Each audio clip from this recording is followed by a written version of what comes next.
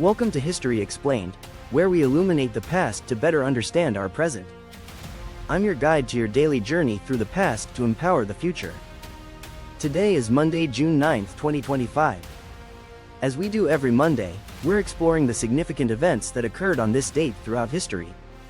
June 9th has witnessed moments of profound political change, cultural transformation, and technological achievement that continue to resonate in our contemporary world. From ancient Roman politics to modern constitutional crises, from medieval battles to space-age triumphs, this date has repeatedly emerged as a turning point in human affairs. Today's journey will take us from the assassination of a Roman emperor to the Watergate scandal, from the founding of ancient cities to modern diplomatic breakthroughs. Each event demonstrates how individual decisions and collective actions on this single date have shaped the trajectory of civilizations and influenced the world we inhabit today. Our exploration begins in the year 68 CE with the death of Roman Emperor Nero, one of history's most notorious rulers. On June 9th, facing certain capture by his enemies and likely torture and execution, Nero chose to take his own life outside Rome, reportedly uttering the famous last words, "What an artist perishes in me." Nero's death marked the end of the Julio-Claudian dynasty that had ruled Rome since Augustus established the empire.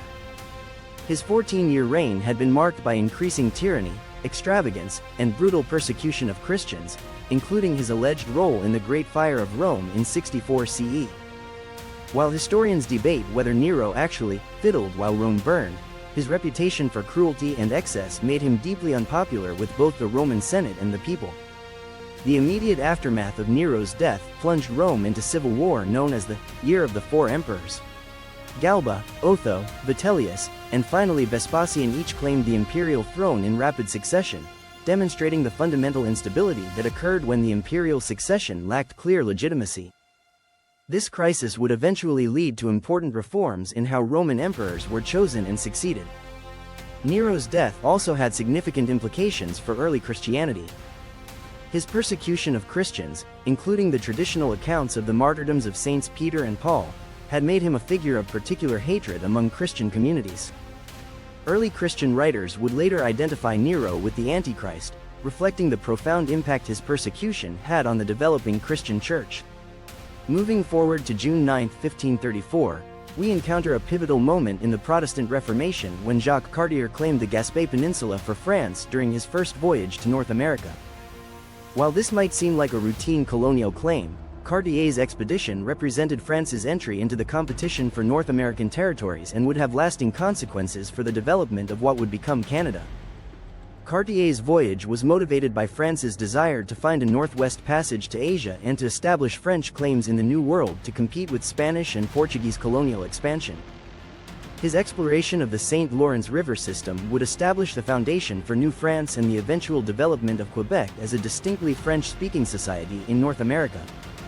The cultural and linguistic legacy of Cartier's claims remains visible today in the bilingual character of modern Canada and the ongoing presence of French-speaking communities throughout North America. His expeditions also established early patterns of interaction between European colonizers and indigenous peoples that would influence centuries of subsequent colonial relationships. Our next significant event takes us to June 9, 1815, when the Congress of Vienna concluded with the signing of the Final Act, officially ending the Napoleonic Wars and redrawing the map of Europe. This diplomatic gathering, which had been meeting for months, represented one of the most successful peace conferences in European history and established a framework for international relations that would influence European politics for nearly a century. The Congress of Vienna brought together representatives from all major European powers to address the massive disruptions caused by over 2 decades of revolutionary and Napoleonic warfare. The delegates faced the enormous challenge of creating a stable balance of power while satisfying the competing territorial and political claims of different nations. The settlement achieved at Vienna was based on several key principles: legitimacy, which sought to restore traditional monarchies; balance of power, which aimed to prevent any single nation from dominating Europe; and compensation, which provided territorial adjustments to major powers in exchange for their cooperation. These principles would become fundamental concepts in international relations theory.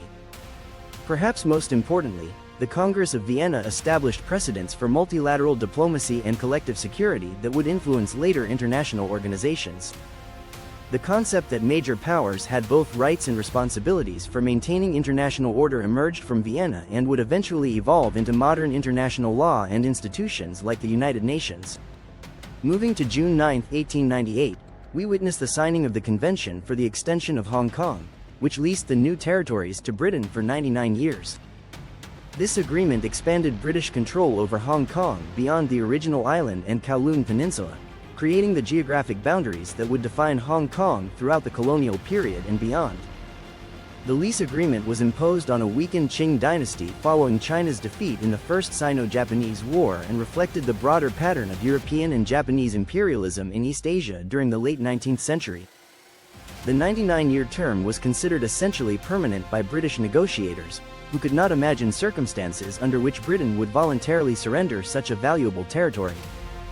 However, the specific lease provision would prove crucial nearly a century later when Britain faced the impossible task of returning only part of Hong Kong to China in 1997. The integrated nature of Hong Kong's economy and infrastructure made it impossible to return just the new territories while retaining the island and Kowloon, ultimately forcing Britain to negotiate the return of all Hong Kong territories to Chinese sovereignty. The handover of Hong Kong in 1997 marked the end of the British Empire's last major colonial possession and represented a significant moment in the decolonization process that had begun after World War II. The one country, two systems arrangement negotiated between Britain and China continues to influence Hong Kong's unique political and economic status today. Our journey continues to June 9, 1934, when Donald Duck made his debut in the Walt Disney cartoon, The Wise Little Hen. While this might seem like a trivial cultural footnote, Donald Duck's introduction represents a significant moment in the evolution of American popular culture and the global expansion of Disney's entertainment empire. Donald Duck quickly became one of Disney's most popular and enduring characters, eventually appearing in more films than Mickey Mouse himself. His distinctive voice, provided by Clarence Nash, and his irascible personality made him immediately recognizable and beloved by audiences worldwide. Donald's success demonstrated Disney's ability to create characters with universal appeal that could transcend cultural and linguistic barriers. The cultural impact of Donald Duck extended far beyond entertainment. During World War II, Donald appeared in propaganda films supporting the war effort, while his comics became vehicles for teaching everything from financial literacy to safety practices. The character's global popularity also made him an ambassador for American culture, introducing American values and attitudes to international audiences. Donald Duck's creation also marked Disney's evolution from a small animation studio into a major entertainment corporation. The success of Disney characters in merchandising, licensing, and theme parks would establish business models that continue to influence the entertainment industry today. Moving to June 9, 1943, we encounter a tragic but significant moment in World War II history with the Lidice Massacre, when Nazi forces completely destroyed the Czech village of Lidice in retaliation for the assassination of Reinhard Heydrich. This act of collective punishment shocked the world and became a symbol of Nazi brutality against civilian populations. The destruction of Lidice was ordered by Adolf Hitler personally as revenge for Heydrich's death during Operation Anthropoid, a British-backed assassination carried out by Czech resistance fighters. All adult males in the village were executed, women and children were sent to concentration camps, and the village itself was systematically destroyed and removed from maps. The Lidice massacre represented the extreme logic of Nazi collective punishment policies and demonstrated how occupation authorities used terror against civilian populations to maintain control. The international outrage that followed helped galvanize Allied resolve and provided powerful propaganda emphasizing the moral dimensions of the war against fascism. The memory of Lidice became important for post-war efforts to establish international humanitarian law and human rights protections. The principle that civilian populations should be protected during wartime, codified in the Geneva Conventions, was influenced by wartime atrocities like the destruction of Lidice. Our exploration moves to June 9, 1968, when President Lyndon B. Johnson nominated Abe Fortas to be Chief Justice of the United States, setting in motion a confirmation battle that would have lasting implications for Supreme Court nominations in American politics. Fortas, already serving as an Associate Justice, seemed like a natural choice for promotion, but his nomination would become one of the most contentious in Supreme Court history. The Fortas nomination encountered opposition from multiple sources. Conservative senators opposed his liberal judicial philosophy and close relationship with President Johnson. Ethical questions arose about Fortas's continued advising of Johnson while serving on the court, raising concerns about separation of powers and judicial independence. The confirmation battle also reflected broader political tensions of 1968, including opposition to the Vietnam War, civil rights conflicts, and the cultural upheavals of the decade. Fortas's support for expanding civil liberties and criminal defendant rights made him a target for those who believed the Supreme Court had become too liberal and activist. Ultimately, the nomination was withdrawn in the face of a successful filibuster, marking the first time a Supreme Court nomination had been defeated by filibuster. The controversy contributed to Fortas's eventual resignation from the court in 1969 and established precedents for more contentious confirmation processes that continue to characterize Supreme Court nominations today. Moving to June 9, 1972, we witness one of the most significant moments in American political history with the Watergate break-in arrests becoming public knowledge. While the actual break-in had occurred on June 17, 1972, it was on June 9 that the Washington Post first reported the arrests of 5 men at the Democratic National Committee headquarters, beginning the investigative process that would ultimately lead to President Nixon's resignation. The initial reports seemed to describe a minor burglary, with little indication of the massive political scandal that would unfold over the following 2 years. However, persistent investigative reporting by Washington Post journalists Bob Woodward and Carl Bernstein gradually revealed connections between the burglars and the Nixon administration's campaign organization. The Watergate investigation would eventually expose a wide range of illegal activities by the Nixon administration, including campaign finance violations, abuse of federal agencies for political purposes, and obstruction of justice. The scandal fundamentally altered American attitudes toward presidential power and government accountability. The legacy of Watergate includes important reforms in campaign finance, government ethics, and congressional oversight of the executive branch.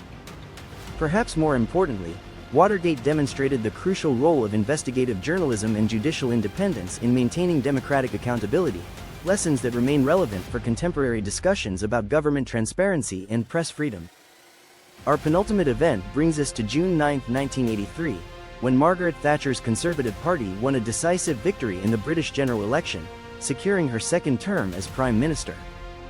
This electoral success validated Thatcher's controversial economic policies and established her as one of the most influential political leaders of the late 20th century. Thatcher's victory came despite high unemployment and economic difficulties caused by her monetarist policies designed to control inflation and reduce government spending. However, her decisive leadership during the Falklands War in 1982 had restored her popularity and demonstrated her determination to defend British interests abroad. The election results provided Thatcher with a mandate to accelerate her program of privatizing state-owned industries, reducing trade union power, and promoting free market economics. These policies, collectively known as Thatcherism, would influence conservative political movements worldwide and reshape the British economy. Thatcher's success also had important implications for the Cold War, as her strong partnership with President Ronald Reagan helped maintain Western unity during the final phases of the conflict with the Soviet Union. Her combination of economic liberalism and strong defense policies became a model for conservative politicians throughout the Western world. Our final event takes us to June 9, 1999, when Kosovo's ethnic Albanian population celebrated the end of NATO's bombing campaign against Yugoslavia and the beginning of international peacekeeping efforts in the region. The withdrawal of Yugoslav forces from Kosovo marked the end of one of Europe's most serious conflicts since World War II and established important precedents for humanitarian intervention.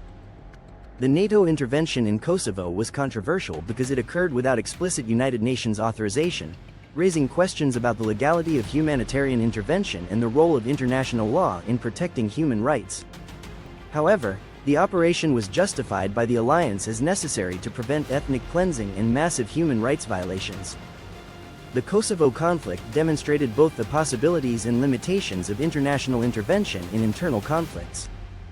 While NATO air power was sufficient to force Yugoslav withdrawal, the long-term challenges of building stable, democratic institutions in post-conflict societies proved much more difficult and continue to this day. The precedent established in Kosovo influenced subsequent debates about humanitarian intervention and the responsibility to protect doctrine that emerged in international law. The conflict also highlighted the importance of regional stability in Europe and the role of NATO in addressing post-Cold War security challenges.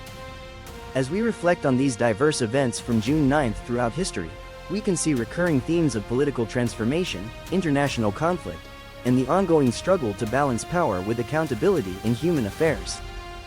From Nero's death to Watergate, from the Congress of Vienna to Kosovo, this date has witnessed pivotal moments when individuals and societies faced crucial choices about governance, justice, and international cooperation. These historical moments remind us that the past continues to shape our present in complex and often unexpected ways. The diplomatic principles established at Vienna still influence international relations, while the lessons of Watergate continue to inform debates about presidential power and government accountability. The cultural innovations represented by Donald Duck demonstrate how popular culture can become a powerful force for transmitting values and ideas across national boundaries. Perhaps most importantly, the events of June 9 illustrate how individual actions and decisions can have far-reaching consequences that extend far beyond their immediate context. Whether examining Nero's tyranny, Thatcher's electoral victory, or the investigative reporting that exposed Watergate, we see how personal choices and professional commitments can influence the course of history. Thank you for joining us for this exploration of June 9 throughout history. Tomorrow, we'll be back with our Historical Figures episode where we'll be examining the life and legacy of Nelson Mandela, exploring how his journey from prisoner to president transformed South Africa and inspired democracy movements worldwide. If you enjoyed this journey through history, please like this video, subscribe to our channel, and hit the notification bell so you never miss an episode. We'd also love to hear your thoughts. Which of today's historical events do you find most significant, and how do you think they continue to influence our contemporary world? Let us know in the comments section below. For our members, this Sunday we'll have a special roundup of historical events from the past week with additional insights and analysis connecting these developments to broader patterns in human history. Until next time, I'm your guide for History Explained, where we believe that understanding yesterday is the key to navigating tomorrow.